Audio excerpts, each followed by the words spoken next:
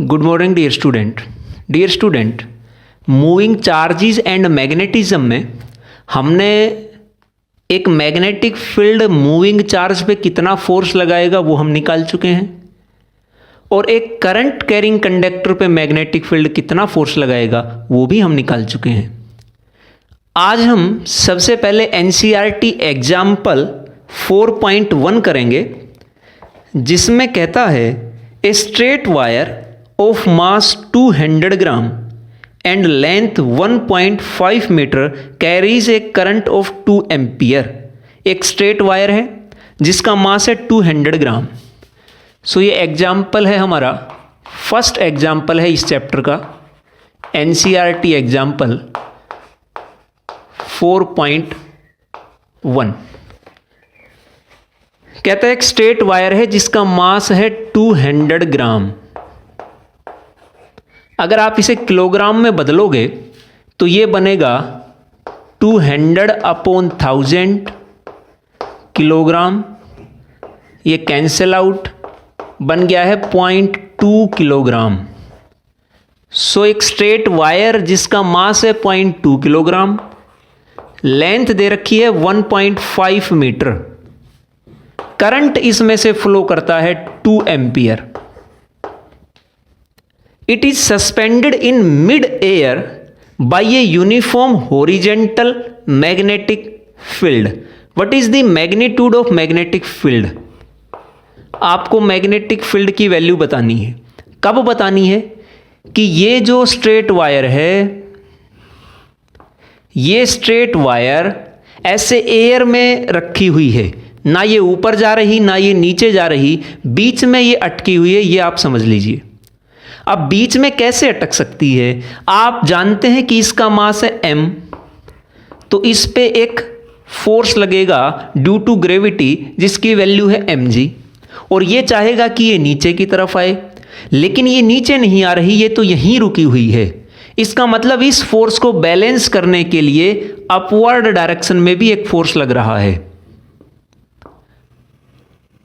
उसी फोर्स के कारण ये ऐसे रुकी हुई है। और कब रुक सकती है? जब ये फोर्स और ये फोर्स दोनों बराबर हों, तभी ये रुक सकती है। अब ये फोर्स किसने लगाया होगा? आपको पता है इसमें करंट फ्लो कर रहा है, और ये कहा गया है कि ये मैग्नेटिक फील्ड में रखी है। तो एक करंट कैरिंग कंडक्टर पे मैग्नेटिक फील्ड फोर्स लगाता है।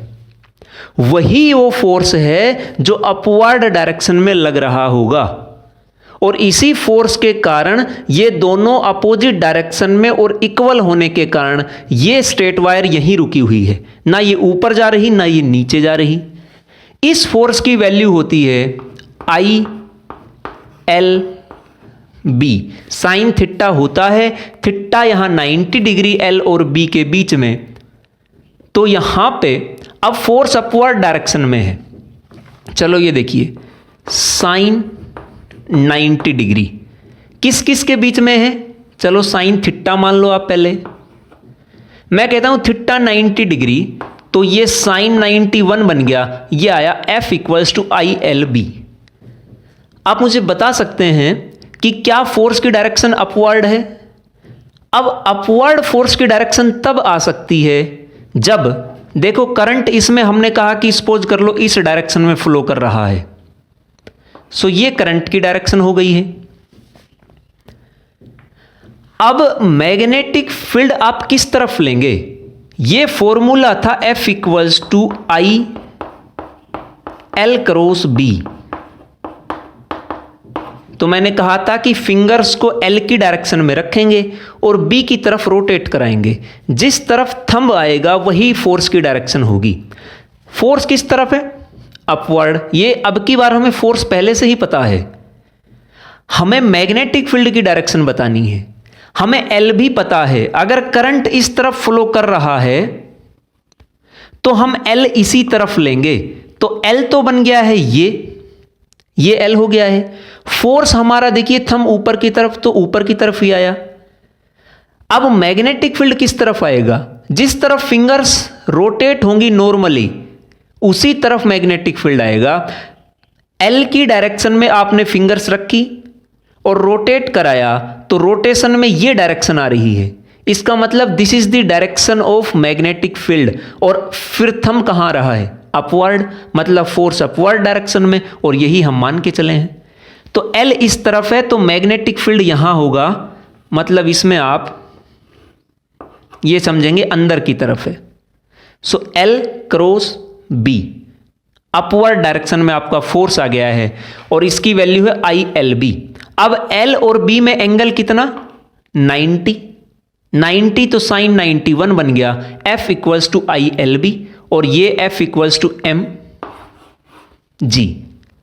दोनों को इक्वेट कराओगे तो हमारे पास आएगा ILB इक्वल्स टू mg। आपको B की वैल्यू निकालनी है, डायरेक्शन तो हमने बता दी है, अब आपको B की वैल्यू निकालनी है। So B equals to mg upon IL। m कितना है 0.2 किलोग्राम, g कितना है 10 मान लो या 9.8 मान लो, हमने 10 मान लिया। करंट कितना है 2 एम्पियर, लेंथ कितनी 1.5। ये डेसिमल से ये कैंसिल आउट, 2 से 2 कैंसिल आउट, ये 2/3 टेस्ला। आप देखिए ये सब क्वांटिटीज SI यूनिट में थी, तो ऑब्वियसली मैग्नेटिक फील्ड भी SI में ही आएगा और SI यूनिट होती है टेस्ला। सो इस तरह से आप यहां मैग्नेटिक फील्ड की वैल्यू निकाल पाएंगे। एक NCERT एग्जाम्पल इससे नेक्स्ट और है 4.2। अब उसमें क्या है, और बहुत अच्छे और इंटरेस्टिंग क्वेश्चन है ये। कहता है if the magnetic field is parallel to positive y axis. एक मैग्नेटिक फील्ड है B मान लीजिए, पॉजिटिव y एक्सिस में है, तो आप यूनिट वेक्टर लेंगे j कैप, ठीक है। And the charge particle is moving along positive x axis. Charge particle है, उसकी वेलोसिटी है पॉजिटिव x एक्सिस में, तो आप I कैप लेंगे।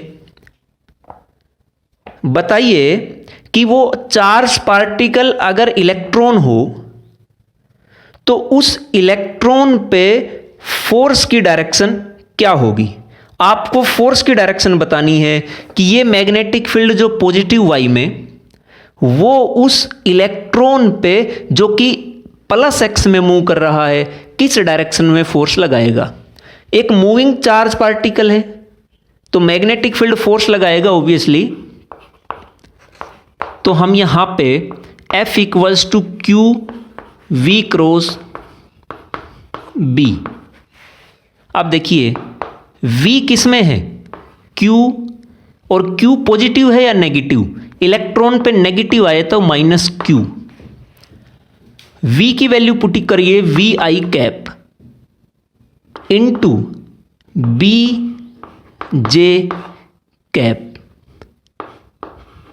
हम V और B को बाहर लिख सकते हैं, -QVB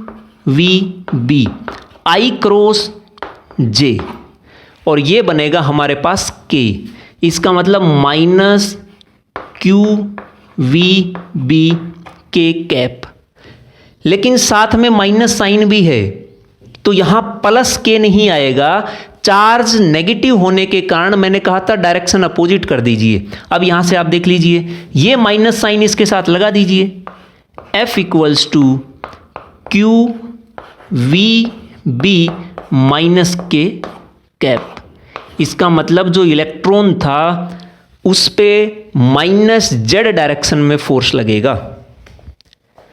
सेकंड इसी का पार्ट है, अगर ये इलेक्ट्रॉन नहीं होके प्रोटॉन होता तो डायरेक्शन क्या आती। सिंपल सा है, कुछ भी नहीं करना।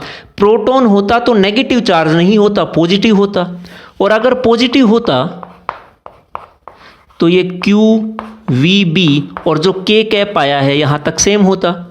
यहां माइनस साइन नहीं होने के कारण ये पॉजिटिव था, पॉजिटिव ही रहेगा बस, और पॉजिटिव रहा। इसका मतलब प्रोटॉन पे फोर्स लगेगा प्लस जेड में, और इलेक्ट्रॉन पे फोर्स लगेगा माइनस जेड में। सो इस तरह से आप फोर्स बता पाएंगे कि किसी मूविंग चार्ज पे मैग्नेटिक फील्ड किस डायरेक्शन में लगाएगा। ये थे हमारे दो एनसीईआरटी एग्जाम्पल 4.1 और 4.2। अब आता है नेक्स्ट हमारा topic, motion in a magnetic field. बहुत इंटरेस्टिंग है। देखिए, motion in a magnetic field.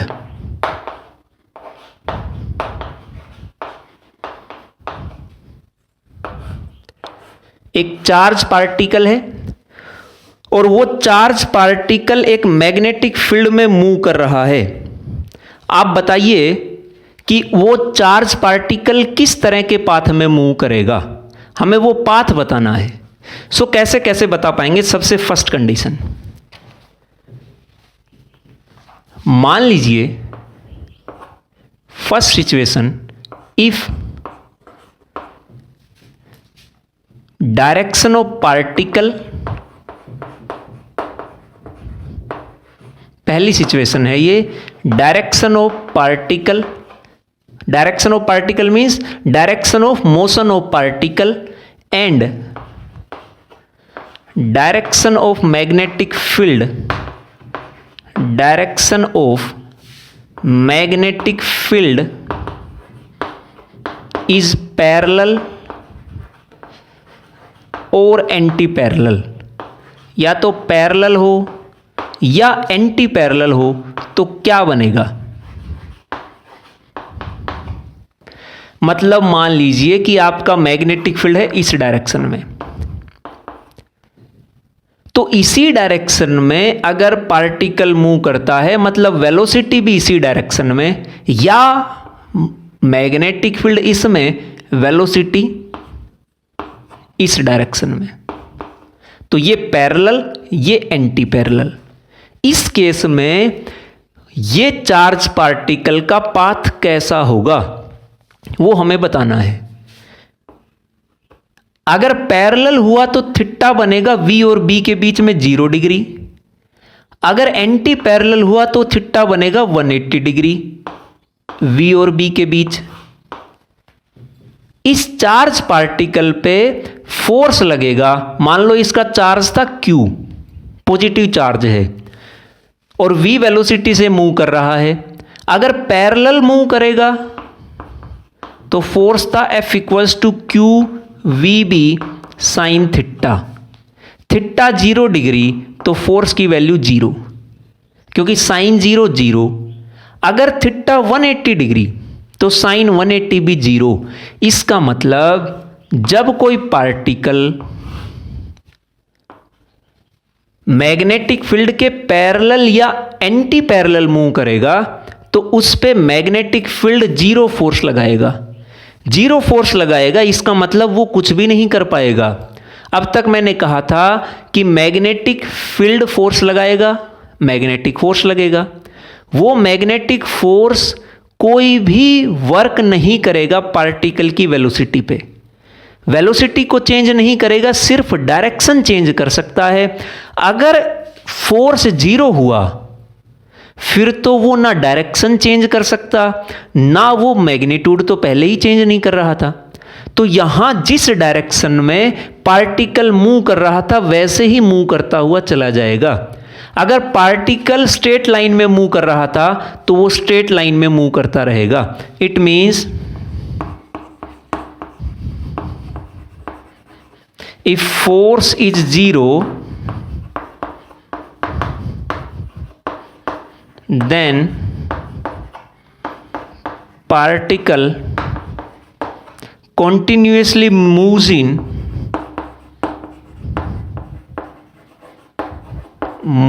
in straight line।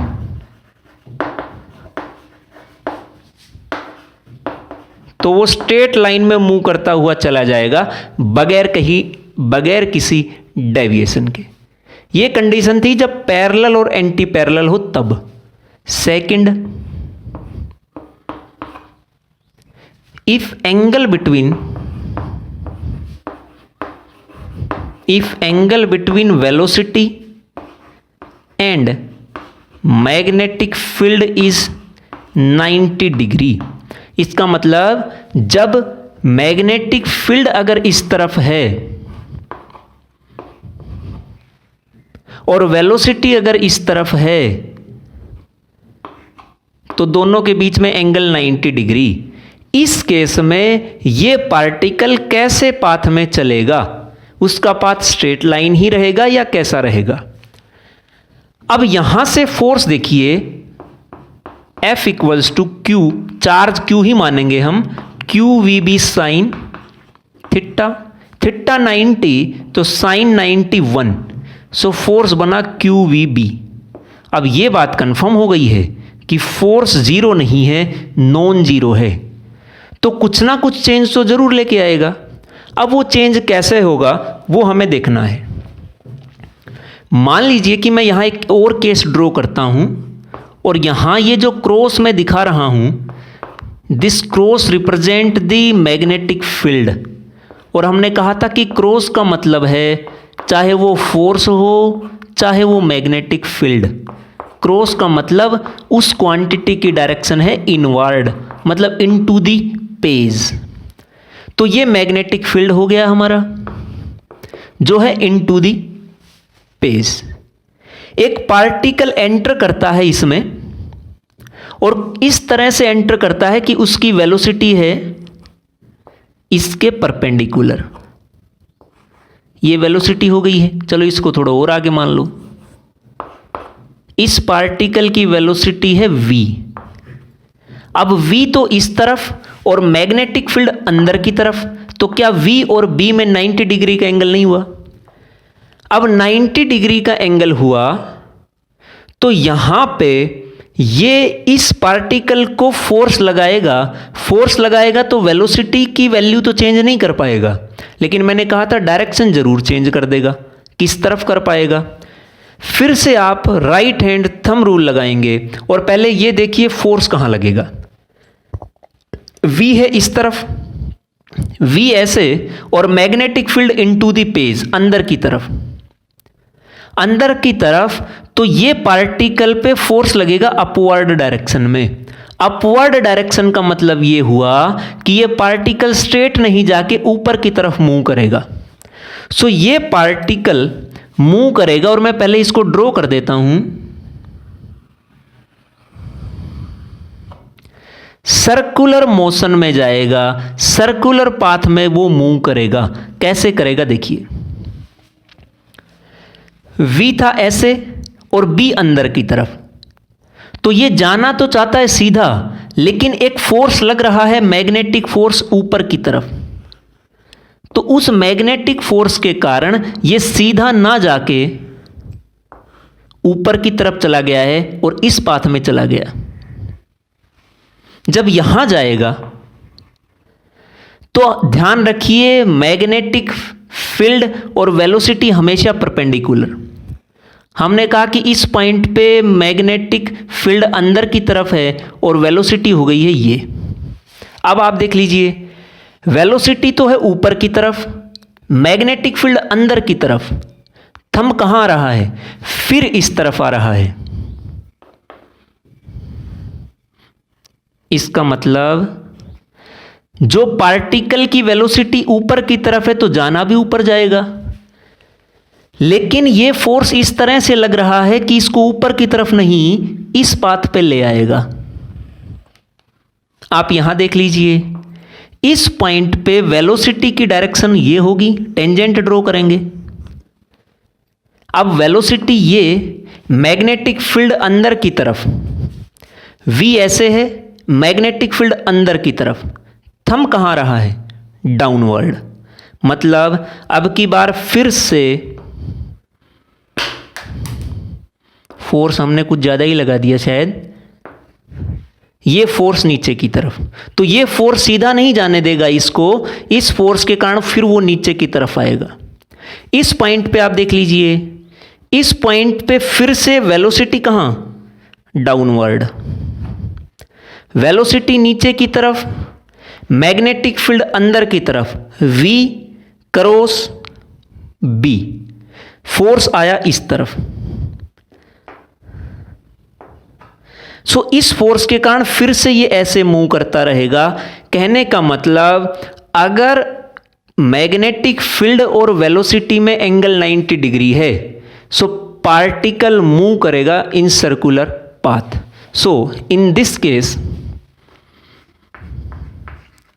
Case particle जिस पे चार्ज है Q, positive Q, particle will move in circular path, वो सर्कुलर पाथ में मूव करेगा।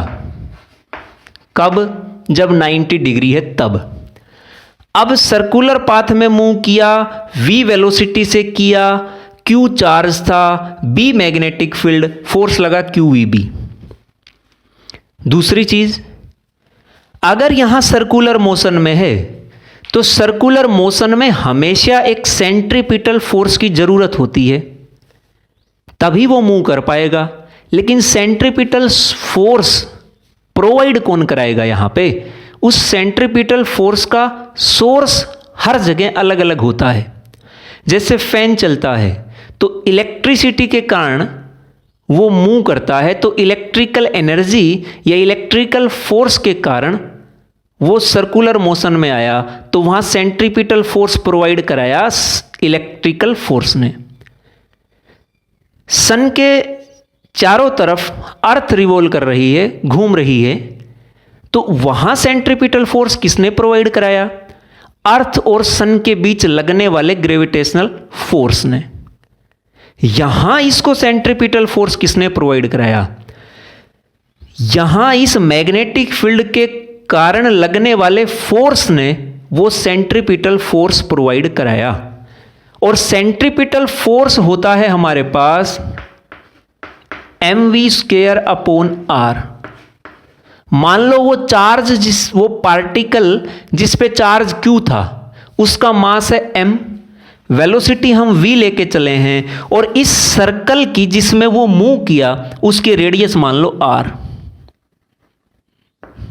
रेडियस है r।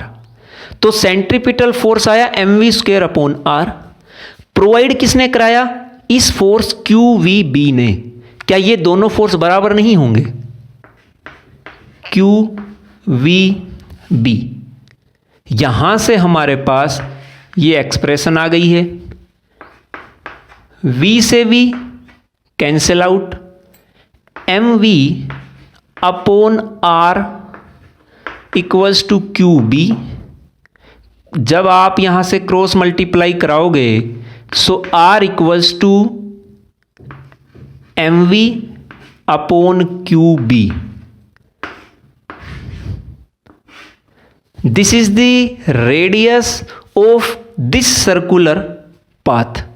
ये वो रेडियस है इस सर्कुलर पाथ की। सो आपने रेडियस निकाल दी, this is the radius of circular path. अब यहां से नोट करने की बात यह है कि ये रेडियस किस किस फैक्टर पे डिपेंड कर रही है। रेडियस डिपेंड कर रही है मास पे, वेलोसिटी पे, चार्ज पे और मैग्नेटिक फील्ड पे। अगर कोई चार्ज पार्टिकल ज्यादा मोमेंटम के साथ, देखिए ये mv बन रहा है मोमेंटम, लीनियर मोमेंटम होता है मास इनटू वेलोसिटी। अगर किसी का मोमेंटम ज्यादा, अगर मोमेंटम ज्यादा, तो वो जो सर्कल पार्टिकल जिस सर्कुलर पाथ में मूव करेगा उस सर्कल की रेडियस भी होगी ज्यादा। ये आप ध्यान रखेंगे, रेडियस बनेगी ज्यादा।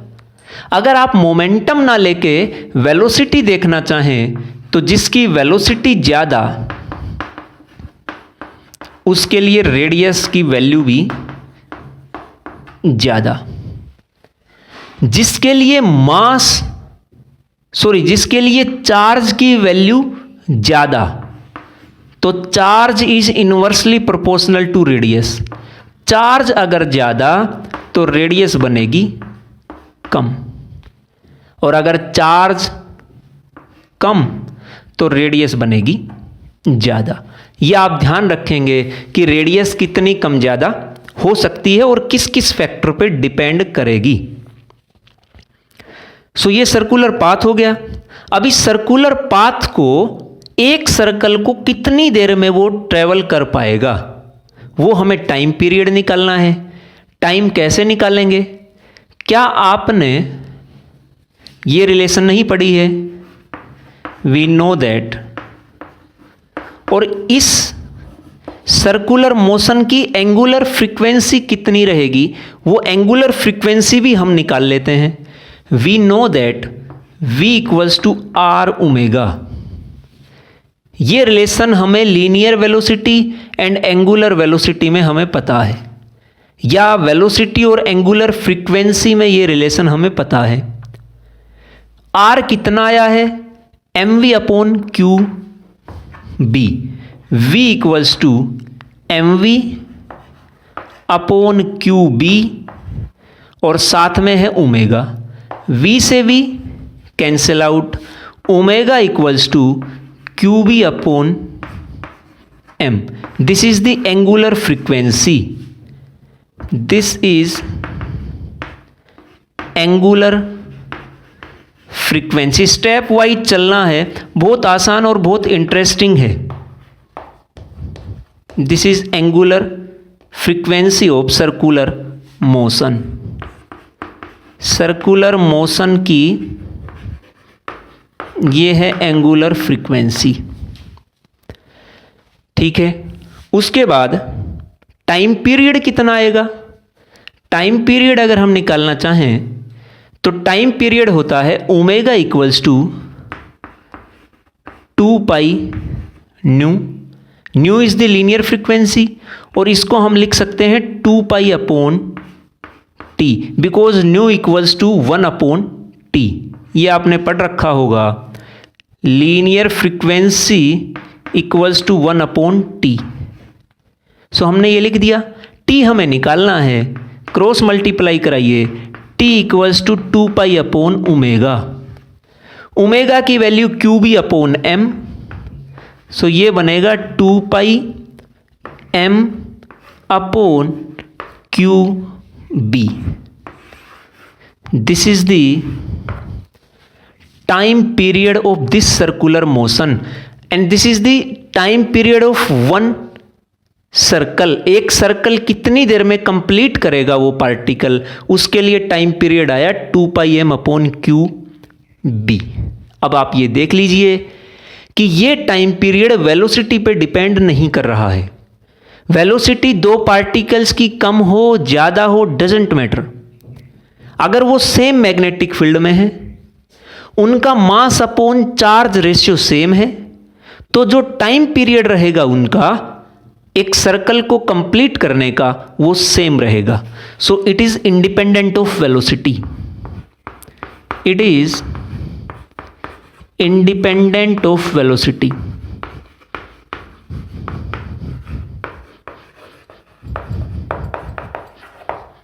इसे आप ध्यान रखेंगे। ये था इसका टाइम पीरियड, इसकी एंगुलर फ्रीक्वेंसी, और इस सर्कुलर पाथ की रेडियस कितनी आएगी, वो सब चीजें हमने यहां निकाल दी है। सो ये सेकंड केस था जब एंगल 90 हो, पहला केस था जब 0 और 180 हो। थर्ड केस और बचता है, और वो थर्ड केस क्या है भाई? जरूरी नहीं है कि 90 ही हो, जरूरी नहीं है कि 0 ही हो, और जरूरी ये भी नहीं है कि 180 हो सकता है इन तीनों के अलावा कोई एंगल हो। तो हम क्या करेंगे? So theta other than 0 degree, 180 degree और 90 डिग्री। सो थर्ड केस है when theta not equals to 0 degree, 180 degree या 90 डिग्री और 180 डिग्री, तो उस कंडीशन में कैसा पाथ वो फॉलो करेगा वो हमें निकालना है। कैसे निकालेंगे आप देखिए, मान लीजिए कि एक मैग्नेटिक फील्ड है इस तरह से, ये हमने मैग्नेटिक फील्ड लगा दिया इस डायरेक्शन में, ये एक एक्सिस हो गया है। ये मैग्नेटिक फील्ड था मान लो एक्स डायरेक्शन में, बी मैग्नेटिक फील्ड है, ये वाई हो गया है और ये बन गया है जेड। एक पार्टिकल है जो इस मैग्नेटिक फील्ड में जो एक्स डायरेक्शन में लग रहा है उसमें मूव करेगा। मैग्नेटिक फील्ड इस तरफ है, मैं पीछे लाइन ड्रॉ नहीं कर रहा हूं ताकि कॉम्प्लिकेटेड आपको ऐसा ना दिखे कि ये क्या हो गया है, अदरवाइज ये यहां से आ रहा है। सो ये मैग्नेटिक फील्ड है, इस मैग्नेटिक फील्ड में एक चार्ज पार्टिकल एंटर करेगा और एक सर्टेन एंगल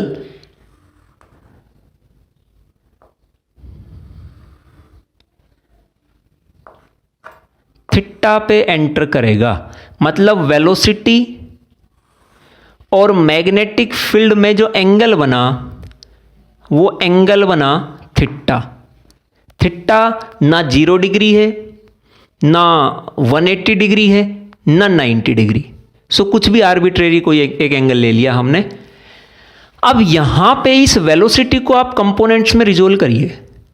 एक कंपोनेंट तो बनेगा ये और एक कंपोनेंट बनेगा ये कंपोनेंट आएगा आपका v कोस थीटा। क्या ये पैरेलल कंपोनेंट नहीं है मैग्नेटिक फील्ड के, तो हमने इसको v पैरेलल दिखा दिया।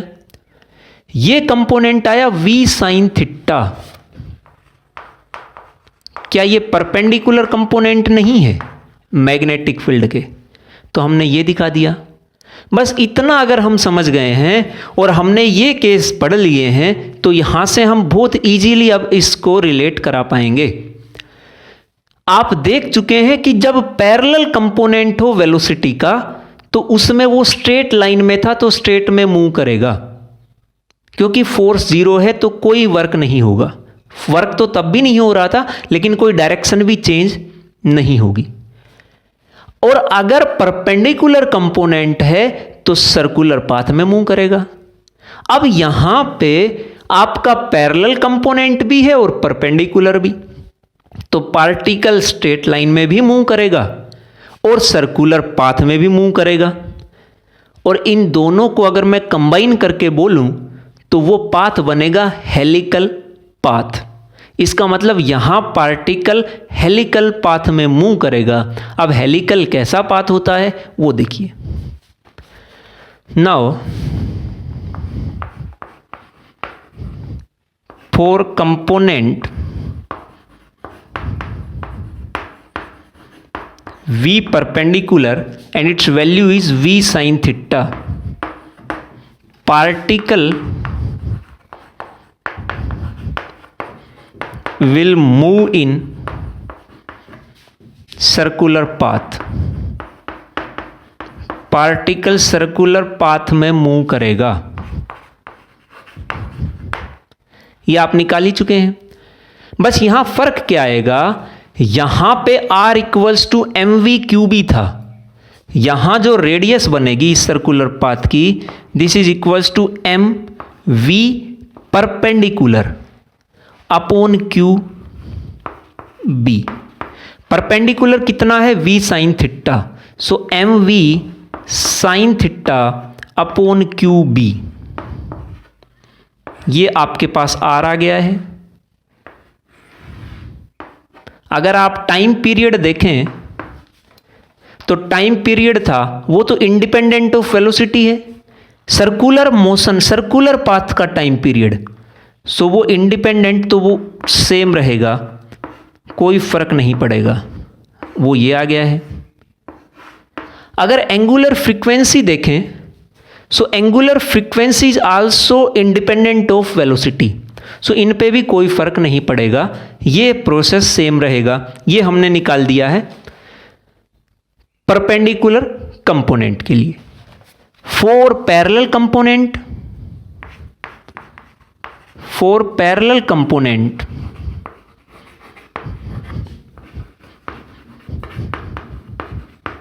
for parallel component particle, parallel component इस तरफ था ना, अगर वेलोसिटी का ये कंपोनेंट इस तरफ तो पार्टिकल इस कंपोनेंट के कारण इसी तरफ मूव करता हुआ चला जाएगा, मतलब स्ट्रेट लाइन में मूव करेगा। So for parallel component particle will move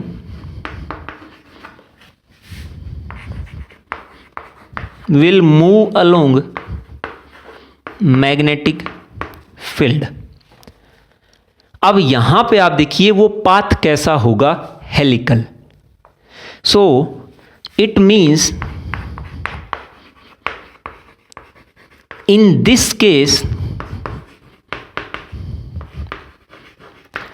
particle, in this case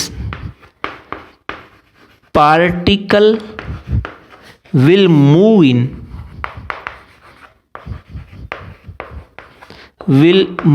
in helical path. अब हेलिकल कैसा होगा देखिए, परपेंडिकुलर उसको रोटेट कराएगा, रोटेट करा दिया, ये सर्कुलर मोशन में चल रहा है, लेकिन साथ में आप देखिए आगे की तरफ भी बढ़ रहा है। वहां जब केवल परपेंडिकुलर था तो वो वहीं सर्कुलर मोशन में मूव कर रहा था, लेकिन यहां परपेंडिकुलर है तो ऐसे मूव कर रहा है, तो ये सर्कल बना दिया। ये सर्कल किस कारण से, परपेंडिकुलर कंपोनेंट के कारण। रेडियस कितनी ये हम निकाल चुके हैं, लेकिन इस सर्कल से इस सर्कल तक जाने में उसने ये लीनियर डिस्टेंस भी ट्रेवल की है, और इसका नाम हम देते हैं पिच। इसे हम बोलेंगे बच्चों पिच। अब ये जो पिच है, इस पिच की डिस्टेंस कितनी है, मतलब वैल्यू कितनी है, इसको पी से हम डिनोट कर देंगे। मतलब इन दो सर्कल के बीच लीनियर डिस्टेंस कितनी है वो हमें निकालनी है। अब यहां पे आप देखिए इस सर्कल को कंप्लीट करने में टाइम पीरियड लिया उसने टी, सो टी टाइम के बाद वो यहां से यहां पहुंच जाएगा। इसका मतलब ये जो लीनियर डिस्टेंस उसने ट्रेवल की वो टाइम पीरियड टी में ट्रेवल की। सो टाइम हमें पता चल गया है। ये लीनियर डिस्टेंस किस कंपोनेंट के कारण की, मतलब कितनी वेलोसिटी से की, v पैरेलल से की। तो हमें वेलोसिटी भी पता चल गई है।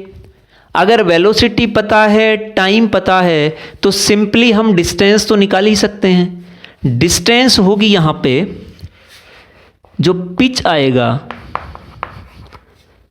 Pitch is the distance between two circular path and this is equals to, ये linear distance equals to velocity into time. लेकिन वेलोसिटी का कौन सा कंपोनेंट, पैरेलल।